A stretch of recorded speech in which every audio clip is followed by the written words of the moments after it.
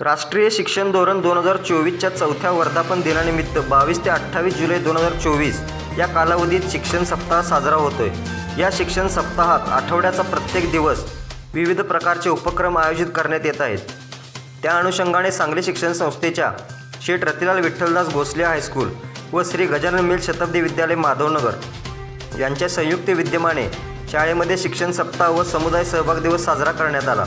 यावेळी शाळेमध्ये प्रमुख पाहुण्यांच्या हस्ते वृक्षारोपण करण्यात आले। शाळेमध्ये विद्यार्थ्यांचे विविध प्रकारचे उपक्रम घेण्यात आले।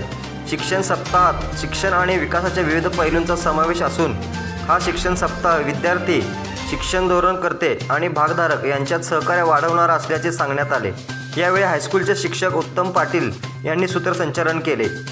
तसेच वाशीकर मॅडम व जाधव मॅडम यांनी शाळेविषयी माहिती सांगताना म्हणाल्या, शाळेतील मुलांच्या गुणवत्ता, क्षमता व कौशल्यावर आधारित सर्वांगीण विकासाच्या प्रक्रियेला चालना देण्यासाठी नवीन शैक्षणिक धोरणाची शाळेमार्फत योग्य अशी अंमलबजावणी केली जाईल। तसेच कौशल्य शिक्षणाद्वारे विद्यार्थ्यांमध्ये रोजगार क्षमता वाढवणे, व्यक्तिमत्व विकासाबरोबर मुलांचा आत्मविश्वास वाढवणे यावर भर दिला जाईल।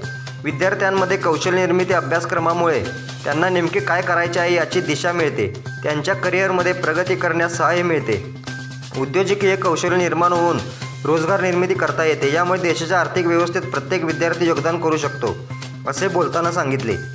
यावेळी प्रमुख उपस्थिती माधवनगरच्या सरपंच सरू अंजू तोरो, उपसरपंच राजकुमार गाडगे, आपटे सर, सचिन शाह, माजी विद्यार्थी संघाचे अध्यक्ष तानाजी जाधव तसेच प्रतिष्ठित नागरिक व सर्व शिक्षक सेवक वर्ग उपस्थित होते।